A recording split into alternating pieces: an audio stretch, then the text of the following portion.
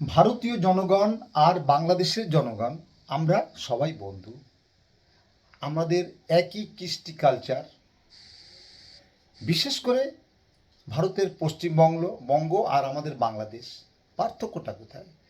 আমাদের এই দেশের অনেক নামি দামি মানুষ ওখানে চলে গেছে, আর ওখান থেকেও অনেকে আমাদের এই বাংলাদেশে চলে এসেছে। কিন্তু ভারতের জনগণ যাদেরকে ভোট দিয়ে সরকার গঠন করায়, যারা সরকার গঠন করে, তারা কি আমাদের বন্ধু?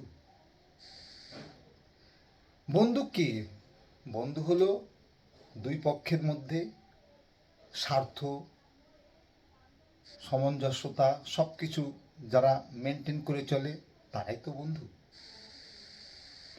আমরা কেন ভারতের চারপাশে যত দেশ আছে, প্রত্যেকটা দেশের সাথে ভারতের সম্পর্ক ভালো না?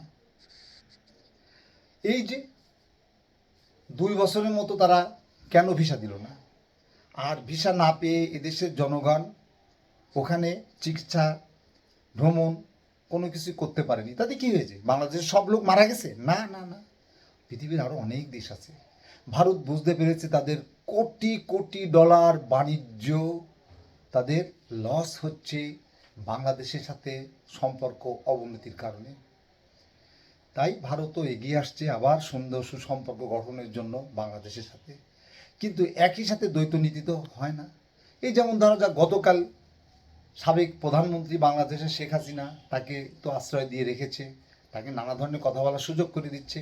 আবার এদিকে বলছে যে না, ওটা তো সরকারের পক্ষ থেকে কিছু করছে না। আরে, সরকার যদি না চায় তাহলে ওইখানে বসে নানা ধরনের বক্তব্য প্রধানমন্ত্রী দেয় কী করে? তবে অনেকের মতে আমারও মনে হচ্ছে সাবেক প্রধানমন্ত্রী শেখ হাসিনা কি আদৌ বেঁচে আছে, সুস্থ আছে? আমরা কিন্তু তাকে দীর্ঘদিন দেখতে পাই না। যা দেখি এআই দিয়ে তৈরি করা হয়, তার কণ্ঠ এআই দিয়ে করা হয়। গতকালকে যে ভাষণ উনি দিয়েছেন সেটা এআই কিনা আমি জানি না, অসম্ভব কিছু না। অতএব ভারত সরকার বাংলাদেশের সাথে সুন্দর সম্পর্ক গঠন করতে হলে অবশ্যই অনেক কিছুই দেখতে হবে, অনেক কিছু তাদের চিন্তা করে এগিয়ে আসতে হবে। ক্ষতি কিছু নেই, আমাদের ক্ষতির কিছু নেই।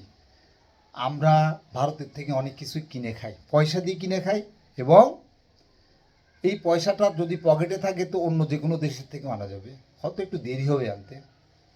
তো প্রিয় ভিউয়ার্স, আজকে এতটুকুন। ভালো থাকুন সবাই।